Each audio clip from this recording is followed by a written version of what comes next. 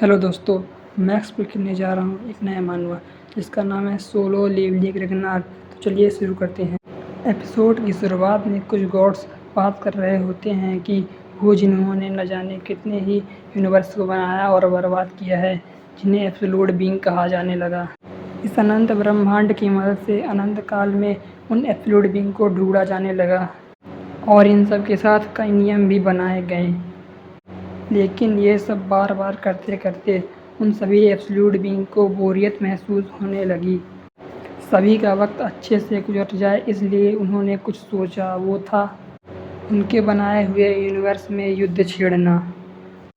अपने ही यूनिवर्स को तबाह करने में उन सभी को मज़ा आने लगा, मरना और जिंदा होना। एब्सोल्यूट बीइंग ने उन सभी को वैसा ही वरदान दिया, लेकिन ये सब करना बहुत ज़रूरी था एब्सोल्यूट बीइंग को खुश करने के लिए। फिर अचानक सब कुछ बदल देने वाला हादसा हुआ। उनमें से अपने ही बनाए गए एक एब्सोल्यूट बीइंग को अपने ही पुतलों ने मार डाला। फिर सभी गॉड की नज़र उस प्लैनेट पर पड़ी जिससे यूनिवर्स का राजा अपने ही लोगों द्वारा कत्ल हो चुका था। अपने ही साथी की हत्या एक ऐसी वजह थी जिसे उन लोगों ने अपने मज़े के लिए बनाया था, लेकिन उसके बावजूद भी वो सब उन लोगों ने नज़रअंदाज कर दिया। वे सभी ऐसा ही मानते थे, हमारे ऊपर कोई नहीं है, हम ही सबके कर्ता और धर्ता हैं, शासन वही करेगा जो अपना दाव सही चलेगा। फिर उसके बाद हमें कॉलेज का सीन दिखाया जाता है जहाँ हमारा मेन कैरेक्टर बैठा होता है और वह बोलता है कि मुझे कोरिया यूनिवर्सिटी आर्ट में एडमिशन मिल गया है। तभी उसका दोस्त बोलता है, क्या सच में? तभी एक बंदा चिल्लाते हुए बोलता है, सुहो जैसे आपको आर्ट यूनिवर्सिटी में वाला एडमिशन कैसे मिल सकता है? और उसका दूसरा दोस्त रोते हुए बोलता है, मुझे एक और साल इस यूनिवर्सिटी में रुकना होगा। और हमारा मेन कैरेक्टर हंसते हुए बोलता है, मैं इस नरक से आज़ाद हो जाऊंगा, हा हा हा। तभी एक दूसरा बंदा आके बोलता है, कांग्रेचुलेशन सुहो, तो मैंने सच ही सुना था, मुझे लगता ही था तुम इतने ज़्यादा भी नकारा नहीं हो। तब सीहो बोलता है, थैंक्स किम सोल। तभी वह बंदा बोलता है, मेरा नाम ली इंग सोल है, नहीं कि किम इंग सोल है। तभी हमारा मेन कैरेक्टर बोलता है, क्या फ़र्क पड़ता है, शुक्रिया तुम्हारी वजह से। ली बोलता है, तुम्हारी वजह से मेरा स्कूल पे कब्जा करने का पूरा प्लान नाकाम हो गया। हाँ, और तुम्हारी वजह से ग्रेजुएट होने के लिए मैं जा सकता हूँ। तब एक लड़की बोलती है, कुत्ती ने फिर से बकवास करना शुरू कर दिया। तब दूसरी लड़की बोलती है, हम सभी ग्रेजुएट होने वाले हैं और इन सभी का बर्ताव बच्चों के जैसा है। तो सामने वाले कहती है, हाँ तुमने सही कहा। सुहो बोलता है, तुम उस शख्स के साथ ऐसा कैसे कर सकते हो जिसके मम्मी और पापा नहीं हैं और वह खुशहाल ज़िंदगी जीने की कोशिश कर रहा है। तब हम ली को देखते हैं जो सुहो पर अटैक करने लगता है, तो सुहो भी लू के मुंह में एक घुटना दे के मारता है और चिढ़ते हुए बोलता है, हम थोड़ा रिलैक्स नहीं कर सकते हैं, वैसे भी आज खुशी का दिन है। ली बोलता है, नरक में जाओ और अपने पंच में पावर गैदर करने लगता है। बोलता है, क्या तुम अपनी औकात भूल गए हो? और ज़ोर से एक पंच दे मारता है जिसे हमारा मेन कैरेक्टर डॉस कर लेता है और हमें सामने वाली दीवार पर दिखाया जाता है कि एक बड़ा सा होल हो गया है और सभी लोग देखकर बहुत ज़्यादा हैरान हो जाते हैं। हमारा मेन कैरेक्टर साइड में आराम से बैठा हुआ होता है। फिर हमें 2 साल के बाद सीन दिखाया जाता है जहाँ हमारा मेन कैरेक्टर कॉलेज की ओर जा रहा होता है। तभी सामने एक बंदा बोलता है, साइड वाले बिल्डिंग में सभी चले जाएं क्योंकि डंजन अपेयर हुआ है। तब कोई बोलता है, वो हंटर आने वाले होंगे। तभी कोई बोलता है, ध्यान रखे यहाँ कोई आने ना पाए। तभी हमें दूसरा सीन एक बंदे का दिखाया जाता है जो बोलता है, कितनी देर हो गई हंटर को अंदर गए हुए। तब वो वर्कर बोलता है, 8 घंटे से भी ज़्यादा हो चुके हैं, लेकिन ये एक डी रैंक डंजन, अब वे थोड़ी देर में आ जाएंगे। अब सुहो बोलता है, यहाँ हंटर के बिना रहना बहुत ज़्यादा खतरनाक हो सकता है, इसलिए हमें दूर रहना चाहिए। तब एक बंदी बोलती है, क्या होगा अगर हंटर मारे जाएंगे? तभी दूसरी बंदी बोलती है, मुझे तो ऐसा बिल्कुल भी नहीं लगता। तब हमें सुहो को दिखाया जाता है जो बोलता है, एक और गेट। 3 साल पहले ये गेट दिखना शुरू हुए थे तब से ये दुनिया पूरी तरह से बदल गई। डंजन्स खुलने के बाद कुछ समय तक वह वैसे के वैसे ही रहता था। जब डंजन्स क्लियर करने का वक्त ख़त्म होता है तो मॉन्स्टर्स बाहर निकलते हैं जैसे वे सालों के भूखे हों।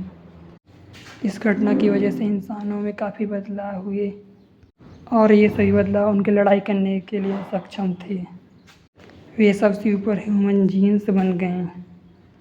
इससे सभी में जोश और जुनून भी उभरने लगा।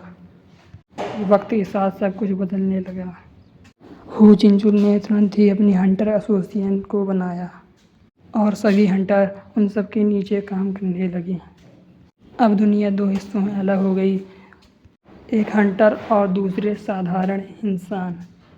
उन सभी को कुछ पैसों के लिए अपनी जान को जोखिम में डालना पड़ता था। वह सब वही चूतियाँ हैं जो अपने सब को रानी समझती हैं। चाहे जितनी भी कोशिश कर ले वे कभी नहीं बदलती हैं। ये दुनिया जल्द ही किसी खतरे में आने वाली है। जब मुझे एहसास हुआ इन सब बातों का तब पता चला उन सभी को किसी की मदद की ज़रूरत नहीं है। बस यही वजह है कि सब लोग हंटर को शुक्रिया बोलते हैं। लेकिन ऐसी क्या वजह है जिसकी वजह से मैं शांत हूँ? लेकिन अब मुझे चिंता हो रही है। मैं सभी चीज़ों को खोने के लिए आदी हो चुका हूँ। पहले गुम हुए मेरे मॉम और डैड और मैं तो किसी दूसरों पर बोझ के जैसा हूँ। उस वक्त भी जब मुझे लगता था कि मैं कुछ कर सकता हूँ तो अचानक से मेरा सब कुछ छीन लिया गया। बस रही तो खामोशी। मेरी माँ मुझे अक्सर कहा करती थी कि मैं अपने पापा की तरह बनता जा रहा हूँ। आखिर वो इसे कैसे बच पाते। तभी उसके टीचर बोलते हैं तभी सुहो को दिखाया जाता है जो अचानक अपने ख्याल से उठकर बोलता है पापा। तभी हम उसके टीचर की ओर देखते हैं जो बोल रहे होते हैं आज तो तुम बिल्कुल फॉर्म में लग रहे हो। आखिर तुम्हें ड्राइंग बनाना इतना क्यों पसंद है? सुहो बोलता है ऐसा कुछ नहीं है पापा, मेरे मन में जो ड्राइंग आती है मैं उसे बनाने की कोशिश करता हूँ। तब उसके पापा बोलते हैं ये तो एक आंट की ड्राइंग लग रही है। क्या तुमने चींटियों वाला इंसान देखा है? तभी सुहो बोलता है ऐसी फालतू बातें आप सोच कैसे सकते हैं। फिर हमें डंजन का सीन दिखाया जाता है जहाँ वो हंटर बाहर आ रहे होते हैं। तभी एक बंदा बोलता है वाह लोग लगता था कि वे लग रहे हैं, लगता है इन्होंने डंजन क्लियर कर दिया है। तभी एक वर्कर बोलता है कांग्रेचुलेसन किम जिनसू, हमने उस डंजन पर जीत हासिल कर ली है। तभी वो वर्कर बोलता है मुझे जल्द से जल्द हंटर एसोसिएशन को एक रिपोर्ट बनाकर भेजनी चाहिए। तब किम बोलता है हमने वहाँ एक नए मॉन्स्टर को खोजा है। वे बिल्कुल हमारे जैसे ही थे लेकिन जब वह सांस लेते थे तो उनके मुंह से एक खतरनाक फायर निकलती थी। उनके नाखून बहुत ही ज़्यादा खतरनाक थे और उन्होंने हम पे नाखून से हमला भी किया था, फिर भी हम ठीक हैं। तभी वह वर्कर बोलता है यकीनन वे मायावी राक्षस होंगे। उन सभी को दोबारा गेट खुलने से पहले कभी नहीं देखा गया।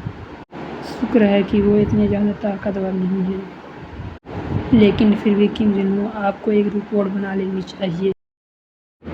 हमें किम के हाथ की ओर दिखाया जाता है जहाँ उस पर कट लगा होता है।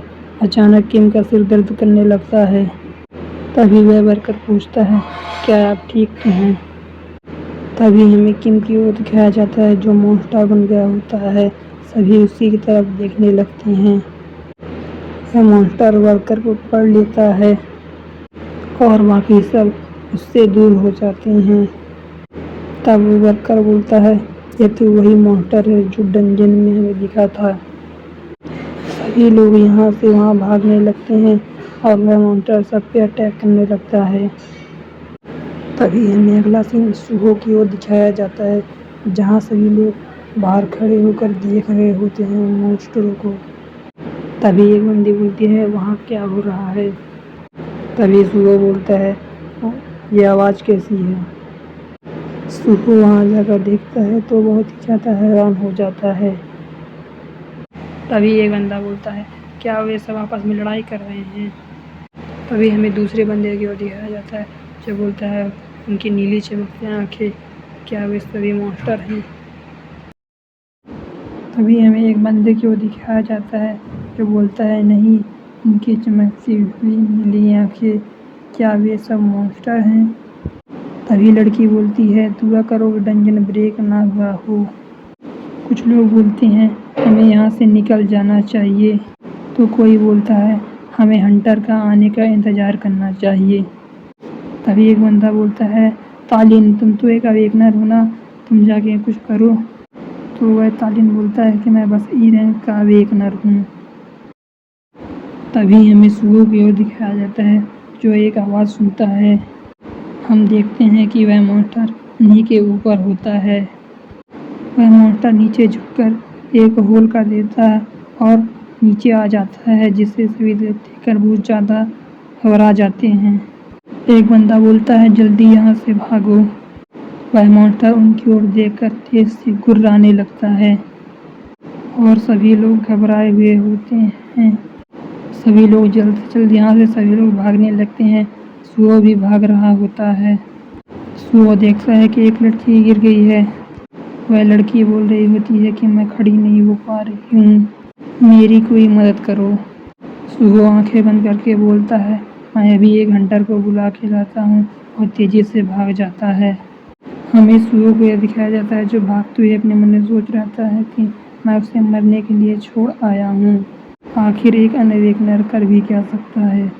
सुओ अपने मन में गाज देते हुए बोलता है कि एक अनवेकनर, मुझे ऐसे बहाने बनाना बंद करना होगा, मुझे कुछ ऐसा करना होगा जो काम आ सके। फिर वह मन में सोचता है कि अगर पापा होते तो क्या करते। फिर हमें उस मॉन्स्टर का सीन दिखाया जाता है जो लड़की की ओर देखकर आगे बढ़ रहा होता है। लड़की बोलती है, मेरी तरफ मत आओ। फिर हमें अगला सीन दिखाया जाता है, वह लड़की रोने लगती है। वह मॉन्स्टर तेज से चिल्लाते हुए उस लड़के की ओर दौड़ने लगता है। वह लड़की तेज से चिल्लाती है, जिससे मॉन्स्टर को दिखाया जाता है जो उस लड़की पर अटैक करने के लिए आगे बढ़ रहा होता है। पर तभी वहाँ अचानक सुहो आ जाता है जो उस पर फायर ब्रिगेड चलाने लगता है और अपने मन में सोचता है कि अगर पापा होते तो वह भी यही करते। यह एपिसोड यहीं पर ख़त्म होता है। लाइक, सब्सक्राइब और शेयर ज़रूर करना। धन्यवाद।